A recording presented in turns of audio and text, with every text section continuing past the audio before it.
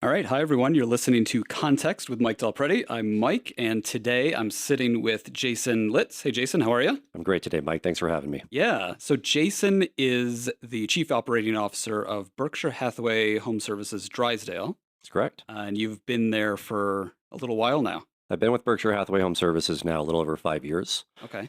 21 years overall in the business. I worked for a localized independent firm for about 17 years. Felt like I was in a little bit of an anomaly in the San Francisco Bay Area with all my friends chasing IPO monies at technology companies. And all of a sudden, I'd been at the same job for 17 years. I guess I didn't like change that much. Wow. So, is it a good time to be in the brokerage business? Actually, sorry, before that, maybe tell us a little bit about Drysdale. Like, how big is the business? What kind of scale are we looking at? And then you can say, is it a good time to be in the business? Sure. So Drysdale Properties for Berkshire Hathaway Home Services. We operate primarily in Northern California and Northern Nevada. We have 48 offices and about 1,200 real estate professionals over those locations. And so we're in some very different marketplaces. It's a very unique footprint as we see it. We're in some high-end markets. We're in some second home markets and others. And so we have people that specialize all over the place within that geographic area. Okay. How much volume, say last year, this year? What can you say there? Yeah, about we'll range between 3,500 and about 5,200 transactions annually in a year. And Okay. so it can be a little over 3 billion in Yeah. sales volume. So good time to be in the brokerage business? I think it's an interesting time to be in the brokerage business. It's always evolving. And I think that as things move and shift in the marketplace, our service to the consumer and our service to real estate agents has different demands. Been through several cycles over the last 20 years. And so we've seen transaction numbers come down over this past year. Maybe it's nationally over 28% down over some of the recent historical averages. So the unit counts are down, but it changes the tricks and it changes the service and it changes some of the focus for our agents. And I do think that during times when there are market shifts and unit counts can be down, that there is a flock to quality. And I think that the agents that have been in this business for some time will rise to the top. We saw it back in 2020 when a lot of people got distracted of just what we could do and what we couldn't do. And top agents were out there gaining market share all that time and having banner years. So for this cycle right now, when you're looking at it, are you thinking, oh, I've seen this before? Or are you thinking, oh my God, I've never seen anything like this before? You feel confident that you've seen it before once you've been in the business for a while. So you feel Talk about- confident? Feel confident in it. Okay. Some refer to a Berkshire Hathaway or others as a traditional model. We think of it really as a proven model. And so we lean back on that saying, this isn't the first rodeo. We haven't, seen down cycles before. We've been through them. We know what the different tactics are to go through them and to support our agents and support our clients and their needs for real estate and lifestyle changes. So that's something I talk about. I've labeled Berkshire Hathaway a legacy brokerage. So give me the pitch. Why should I replace legacy with proven?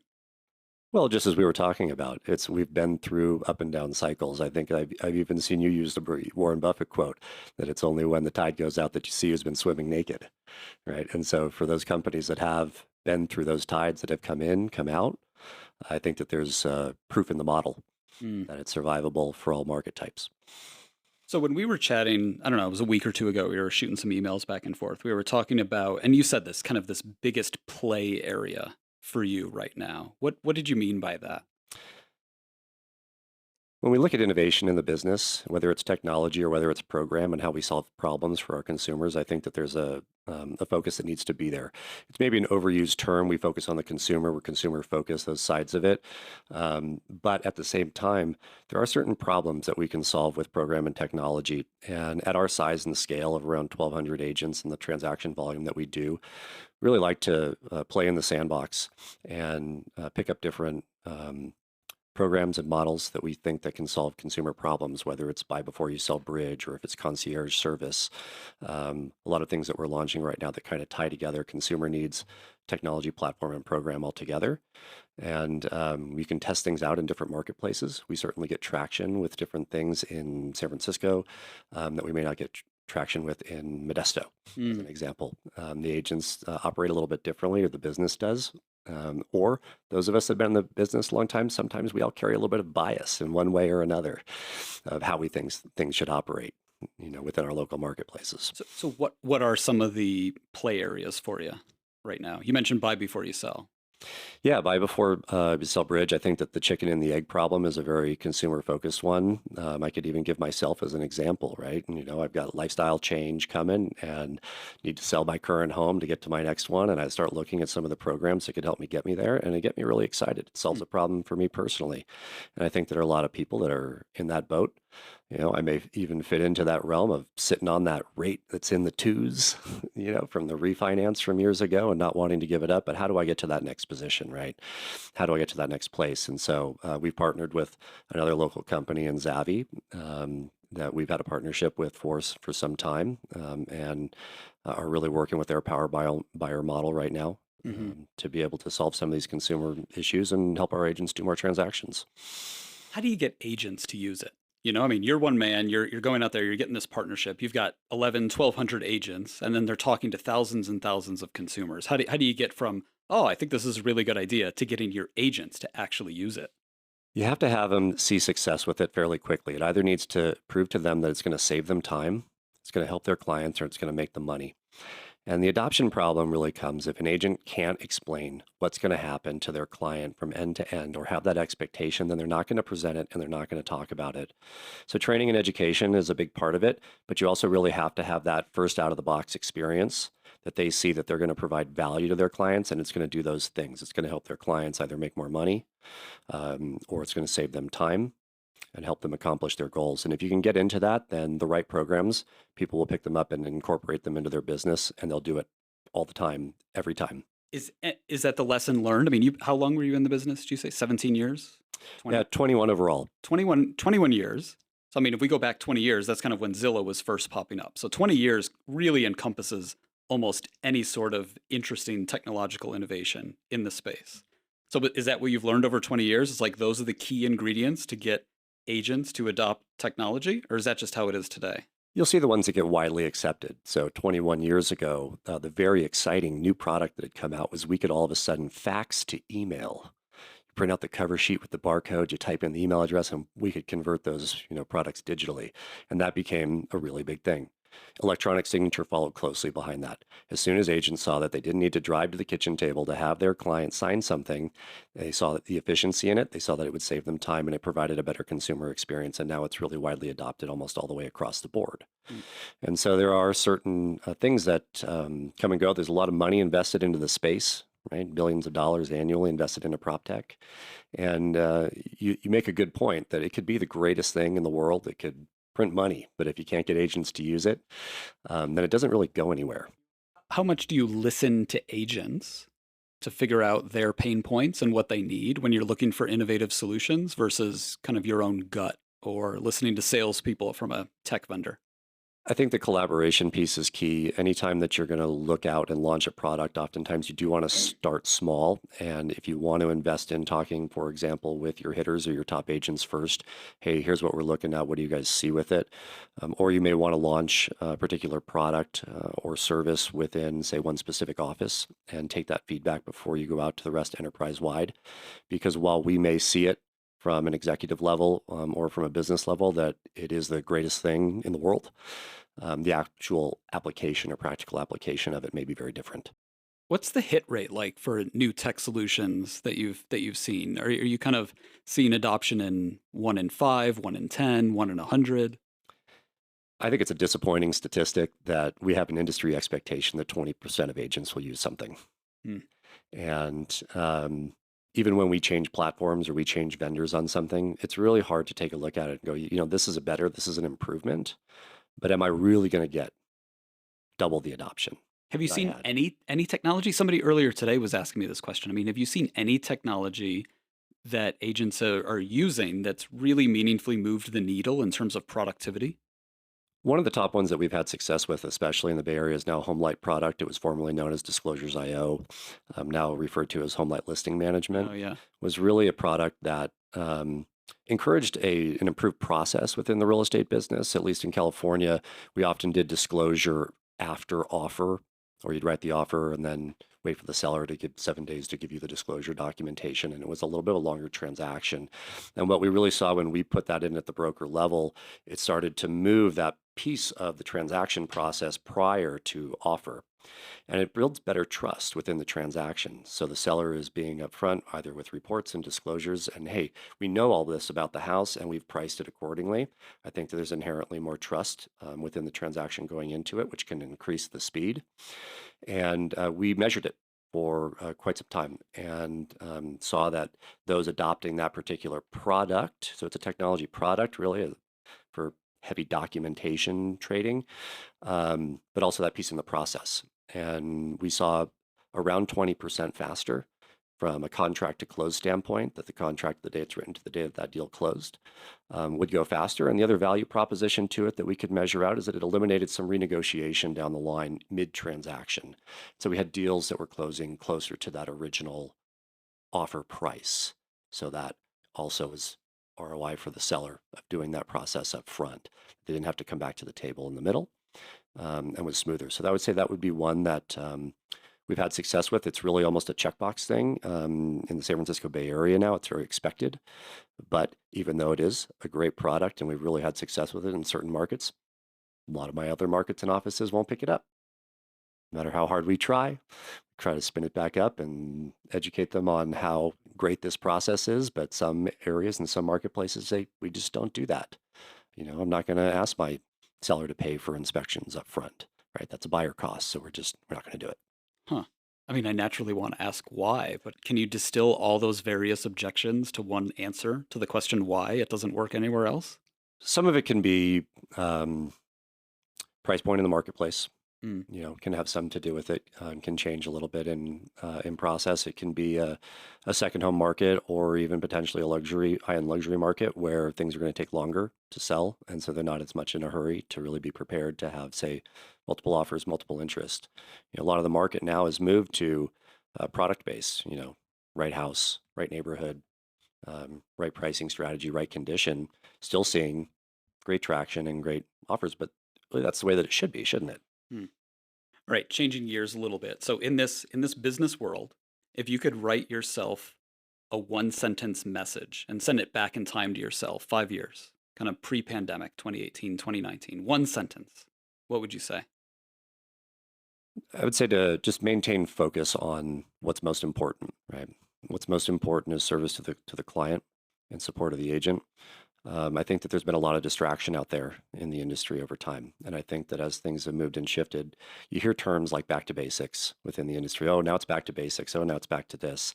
And there's a fallback to that. And yes, it's fun to play and get in the sandbox and do different things, but you want to make sure that you're really focused on that, core center of what the business is.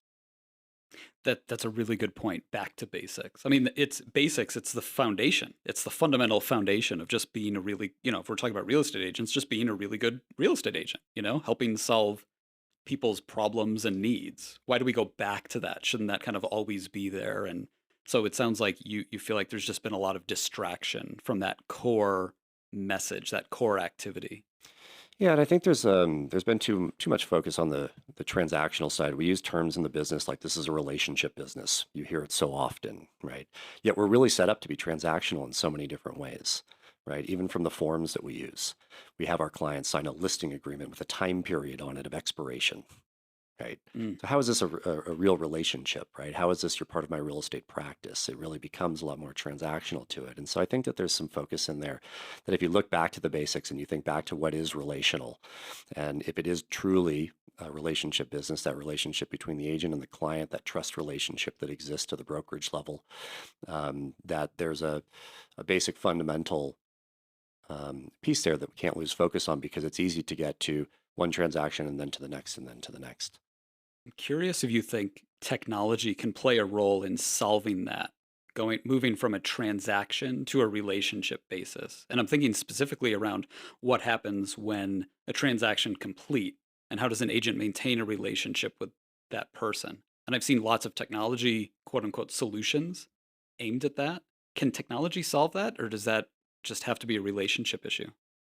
I don't think it's a technology solution. We have a lot of those. You have post closing systems. You have gift systems. You have Hmm. automation and value models and sending emails. There's so many different ways to do relationship management from a technology standpoint, but you lose a little bit of that touch of really helping people accomplish what their long-term goals are in real estate ownership and real estate investment. Alan Dalton and Berkshire Hathaway HomeServices have done a great job and focus on that. They had June this year as Real Estate Planning Month and developed a very well thought out guide and tool for agents to be able to sit down with clients, not just when they're getting to that transactional phase, not just when the kid just went off to college, not when the birth just happened, or not when there's some change in lifestyle that's all of a sudden sparked them to now reach out to us. Yes, great, we've kept in touch with them, but to really set forth the plan of where they want to get to when their real estate and home ownership goals. It's just a better value and service that's so much more relational than it is transactional. And I think that there's a lot of value in that. Can technology be behind that and support it? I think absolutely, right? There's a lot of different tools that we could put behind those various pieces. And some of them are already in existence, whether it's AVM models or whether it's automatic home finder reports or look at this or triggers to know that it's time to refinance. But I think that having that relational side of things of actually helping people with their real estate needs beyond when they arise would be a great move for the industry. A lot of what you're speaking about now reminds me of something I've been talking about a lot lately, this last mile problem. What comes up for you when I say last mile problem? Are these those types of activities? In a sense, when I first read the article on the last mile problem and saw the speech on it, and I've heard it discussed, where my brain went initially was, well, but the first mile is the consumer reaching out to the agent, right? And so yes, the delivery from the last mile, the agent delivering a product over to the consumer, but where does it really seem to start these days? It's more that the consumers are reaching out to the agents. And so that connection in there, if we can tighten that side of it, then I think that that we're in a better space. Is it loose right now? Like consumers reaching out to agents? Are they losing consumers? Is there a problem in that aspect? Well, at an industry level, we hear statistics, right? That 80 to 90% of agents, their clients want to use them again, but only 20% really do, right? Where's this loyalty gap, so to speak, within the industry? And so I think that's part of what we're discussing with providing service from outside of the needs of when it's just time, when we're just needed, right? We're needed more than that as a profession, as a service that we provide, is with the expertise and the skills that our high-level professionals have developed over long careers and built great businesses or really built great practices. What's something about running a brokerage that's a lot harder than it looks? There are a lot of different pieces that go into the back end of running the brokerage business that I don't think there's a lot of transparency on down to the agent level. And so if you're managing everything from top of the funnel, middle of the funnel, bottom of the funnel, technology pieces, right, is one that you're providing, that you're supporting, that you're trying to drive adoption on, to risk managing, right? What do your transaction services look like? What's the liability for the agents? How are you protecting the consumer? And then everything else that comes along with, running a normal business on a day-to-day, HR, staffing, operations. There's a lot of moving pieces to it that most of your independent sales professionals don't see. And that's okay. Although similarly, over time for a real estate professional, we've hidden a lot of what we've done as an industry from our clients. Oh, we'll just take care of that for you, right? And I think that there's more demands now. We're seeing that consumers want more transparency in a lot of things. And you can take a lot of the different national conversations right now of major changes in the industry, whether it's the buyer representation conversation or others, that we have to have more transparency in the value to some things that we've held back for some time of, we'll just handle it. Are you actually seeing from the ground level a demand for transparency from consumers? And not just, from NAR and all the class action lawsuits and whatnot, but is that actually something you're seeing? And, over the past couple of years, tens of thousands of transactions. Are you seeing more consumers wanting more transparency? I think people want more information. They're getting more used to it. We've talked about how our data being out there from a property level, distribution of information. It's a real data-rich environment. Our consumers are more educated now than they've ever been. And so I think that they have expectations coming into it. And I think that transparency and education to them of what the process is going to look like, what's going to be best for them, I do think is important. So I would say yes, we see some certainly demand for that. And I think that there is a responsibility on us as organizations, as an industry to deliver on that. If I cut you a check right now for $2 million, said, here, you can invest this in your business anywhere you want, no strings attached, what would you do with it? I'd grow. How would you grow? Uh, Acquisition Yeah. would be, one space to do it. Um, but now, as things change in the market, it's a good opportunity for growth for companies and for agents right now. And so that's the direction that I would go with. Would best invest right back in the business, invest in growth. So how are you thinking about growth right now in terms of recruiting, acquisition, whatever it might be? Is now a good time to be focusing on that growth? Absolutely, it is. When transaction count goes down, agents are typically forced to look at their business. And if their transactions are down, say 10% more year over year, they're going to be a little bit more likely to have a conversation and take a look at some ways that another brokerage or service may be able to help them um, augment the business, get a spark, take advantage of some tools or technologies. Some will even look at it from an office standpoint. There's lots of us that have been in this business for a very long time. And at one point in time, most agents have worked for one of those magical offices that just everybody shows up, everybody supports each other, it's collaborative. And we've missed some of that now over the years. The business has gotten more mobile. Agents come into the office less and less. It's a whole nother conversation that, we could have for a long time, but still believe in the brick and mortar side, but it's more strategic with your time. So what does BHHS Drysdale offer to agents? What's the spark right now? I think it's threefold. One, it's what we have coming from the sandbox, consumer-facing programs and tools that they have that they can incorporate in their business Yep. to gain business, to market and show value. I think that we have a very particular focus on company culture. It's very unique. It's very family feel oriented. That comes from the top down from our CEO and president, Gretchen Pearson, who, like myself, has grown up in this business, started at 21 years old, and done a lot of things in this business. And there's that true feeling and element of caring. She congratulates every agent on every closing Wow. every year. Wow. And that's a lot of emails and phone calls, but it's that personal touch. That's part of it. And a lot of the conversations we're having from a recruiting perspective right now is that we can be as big as we need to be. We are international, Berkshire Hathaway, HomeServices, but we can also be as local and as small as you can be. And we're a phone call away here to help you with your business. You just to come in and sit with it, we'll be there. It's interesting. I mean, the idea of congratulating every agent on every transaction. It's so easy to automate that. You could throw technology at that, but it defeats the purpose, right? It's that human connection that is so important. And knowing that I'm not the recipient of some sort of automated email, but this person actually is watching and actually cares and wants to pick up the phone and call and make a connection. Yeah, same with birthdays, right? An Yeah. automated get the automated birthday card, but agents get those calls too. Hmm. What's something you wish you were spending more time on right now? From my role and my perspective as chief operating officer, I would say one of the areas that I'd like to be spending more time on is being out in the field with my local and regional leadership. We talk about it's a relationship business from its core between the agents and the clients, but it's same within the brokerage business. And we drive things and we support things through leadership.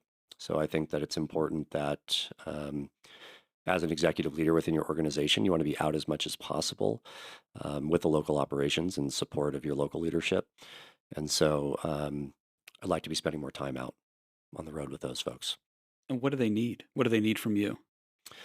I think it's a lot of it's support. If we can get into and drive adoption of product, adoption of program, even just showing support at the local level. If we get into their local office meetings, which we do want to have in person if we can, Mhm. as much as we can, moving off of the Zoom. But it shows a support for them, presence within the organization, and can help them move the needle with their agents. Okay. So last week I chatted with Orly, had a similar conversation around just the business of running a brokerage, and you said you listened to that I think on the flight out. Did anything kind of come up for you as you were listening to that? What came up for me in the conversation with Orly was I liked her focus and her commitment to really what felt like the value of a company that's been in business for over 60 years. Um, yes, they're looking at growth opportunities, but also want to stay boutique.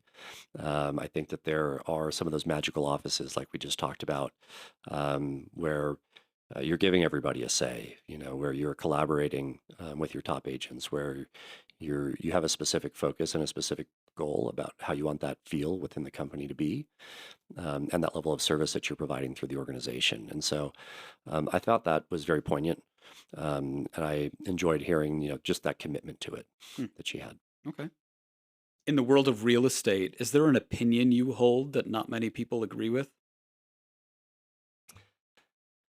Well, right now, there's been these big conversations about buyer representation nationally. And I Hmm, can tell you that for us as an organization, and a lot of it led by Gretchen Pearson, who our president is, we've been talking about this now for about 5 years and trying to get our agents to what we feel is really do the right thing. I know that it varies around the country. That's in some places it's really commonly used. I feel like that those of us that have been in the business for some time, we've all been trained wrong. We can get our brand new agents to do it all day long. Go out and get your buyers to sign a buyer representation agreement. It's the right thing for them to have representation. It's kind of complicated if we get into talking about agency and sub-agency and other areas of how the structure of it all really works. But we get pushback from agents say, "Oh, well, I only work with my family and friends." Well, isn't that the most important time? The hmm. most important people that really should have formal representation with it. And so it's been an unpopular position to be in, and we've been fighting it for some time. But as an industry, it's the right thing. It's the right thing for the consumer. But even within the agent population, it's one of those things that people just have a little bit of bias towards it. We weren't trained that way. We don't do it that way. Hmm. And it's been hard to break down some of those walls. But those things are coming. We've been telling people, this A- is coming. This is coming. And you're doing it because it's the right thing to do. It's the right thing to do. Yeah. Yeah. What's something you've learned, just back to agent recruitment? I'm thinking about agents kind of bouncing around and choosing new brokerages. What's something you've learned about why an agent is going to move brokerages? It's an interesting question because people are going to tell you all sorts of things, Mm, and they're not always going to tell you what it really is. In my experience, agents are going to move either because they're pissed at their manager, they're unhappy with how something was handled at their current brokerage, right? Or were put in a position that they didn't feel it was worked in their favor. Maybe it was a difficult transaction or the outcome wasn't what they expected. And the other side is typically comes down to business. It comes down to how their business is doing. And there's some accountability that agents hold to themselves, and there's some that they hold to the brokerage. There are a lot of new models out there and new ways, new commission structures and things that have been done that could be talked about and discussed. I think that it's all good because we challenge each other from all sides to be better. But at the same point, there are some agents that went out to say it's a less supportive model, or it's a more independent type model. And during 2020, late 2020, 2021, when they may have made those decisions and commissions and business was just coming to them, the business was flowing, it was coming to them. And as that starts to slow, I think a lot of agents are out looking around going, was this the right decision? hmm. What do you mean by that? Was this the right decision? What I mean by that is there are agents who miss some of the support that they may receive from within a brokerage structure if they've gone out to be more independent. Um, they may miss collaboration within the office. They may miss access to certain programs and technologies that they may have felt like they didn't need. A lot of that going back into business development, Hmm. right, and support. And where has my time gotten distracted into? Am I now out recruiting? Am I now out doing operations, for running my own small business because I've gone out on my own? There are some sides of it that can distract agents from the primary source of income from them, which is representing buyers and sellers and clientele. And so some will look to a return. It's essentially look at it as you're outsourcing, risk and cost to a brokerage that you may have taken on your own over the last couple of years as things in the business just seem to be a little bit easier. Mm. To build on that, yeah, this is something I've talked about recently. The this bifurcation, the legacy brokerages, and then the low fee brokerage models, right? So the legacy would be Berkshire Hathaway, Anywhere, Remax, and the low fee models, low fee to agents, EXP, Real, kind of those different models. Do you think there's room in the middle between that? Like, is it either all one or all the other? No, I think there's definitely room in the middle. I'd equate it to the auto industry in a sense. You think about 10 years ago, and if you were going to sell a car, you're either going to go one side and you're going to try to sell it for the most money, and I'm going to do it myself and I'm going to invest all my time in it, or I'm going to trade it in at the dealership and I know that I'm going to take a haircut. And there wasn't like a lot in the middle. And there's a lot of technology that's gone into that. There's a lot of investment that's gone into the sort of middle market to it, where there's now different ways to operate within that that's not so extreme to one end or the other. And I think that as an industry, we challenge each other. It's not all about plans for commission, or it's not all about commission plans, excuse me.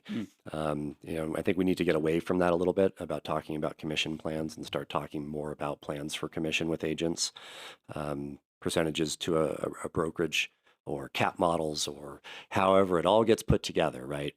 Really does come down to how's the brokerage supporting the agent, increasing their business overall. And it becomes relative. It's a value, again, it's value proposition. So you think, just to read that back, I mean, you think the industry should be spending less time on commission plans, like the numbers, right? Breaking it down. Here's your cap, here's your fee, here's your split, and more time on how the brokerage is helping an agent plan their business and all the support they'll get around that. Is that right? Yeah, absolutely. Okay. Right. We have so much focus on the numbers, Mm. and you'll see agents who will get well, I've got this cap, right? Well, did you hit your cap last year? No. Did you hit it the year before? No. Right? Then what are we talking about? Yeah. Right. So what's your plan right now? What's your plan for your business? Right.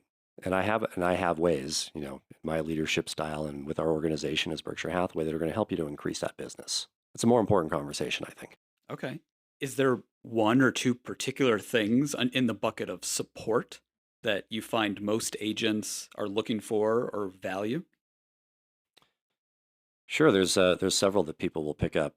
Transaction services can be one of them. What's provided within a brokerage. There's most agents don't really have a great understanding of what their per hour rate is, or what their value is and their time is, and so they'll spend time in certain areas that aren't the highest and best use of their time. It's something we talk about a lot for you as an agent. What is the highest and best use of your time? Right. And what are these other functions that you're performing outside of that, whether you're doing transaction management or to certain elements, the risk managing, elements to it. Are you paying for lots of certain services on your own that are provided here? So there's several different avenues to look at from that. But again, I go back to they'll look at what saves them time or what they see will make them more money. Hmm. Do you think agents actually know what they want in terms of support? I do. I think they know the feeling of it. They know that from their office administrators to their marketing department to their IT and support department, they know that when they need something that they can pick up a phone and call. Huge compliments out to even my own and our own leadership team. People who do leadership in this business, especially at the manager and the regional manager level, there's a lot of caring that goes into that. You're really caring about the agents and helping them get to their paychecks. I mean, that's where we really step in and help people a lot as real estate professionals. Builds loyalty within an organization, right? You help somebody get paid and you help them get through that difficult deal, they'll love you forever. Right? And so I think that agents have an expectation, and should, of what the brokerage is going to provide to them from that support side of it. But it's really knowing that people are going to be there to help them solve problems and to do it when time is of the essence. Hmm. That's a good point. Do you think the industry's actually changing? Yeah, I think the industry is actually changing. Is it? I think How? I've always tell you, Mike, it's 20 years in this business. One of the things that has really kept me in it is that there is always something new to learn in this business. There's always some new challenge. We talked about that we like to play in the sandbox. Well, our industry is a sandbox. It's a trillion-dollar industry, and raising VC money to write technology, it's going to be the greatest thing in the world. And we've got the largest national trade organization in NAR, and we're going to sell this. We're going to get a small piece of this pie, and it's going to be magic, right? So I think that there's an excitement about real estate. We affect people's lives. We provide value and service. We have impact in their financial and lifestyle futures. But even behind that, there is so much change always going on. Yes, there's a foundational core to it that agents will always be at the center of the transaction, that people want a trusted advisor. They want somebody that they can trust to help them guide them through these important decisions. But there are different ways that we can help solve those issues. And they change over time, they change over markets, they change marketplace to marketplace. And so I think that that's one of the most exciting things just about being in this business is that as an agent, you can build your business in so many different ways. There's not one way to do this. Yeah, love it. All right, we got to get to class soon, so we'll wrap up there. Thank you for coming in, Jason. Really appreciate it. Yeah, thank you. So yeah, for listening, this is Mike. You're listening to Context. You can visit my website for more podcasts and research, mikedp.com. And Jason, you want to throw a plug in there for your company or if somebody wants to reach out to you to chat about how they could join or anything else? Yeah, absolutely. Find us at bhhsdrysdale.com. We're in the San Francisco Bay Area, Northern California, Northern Nevada marketplaces. Awesome. All right. Thanks, Jason.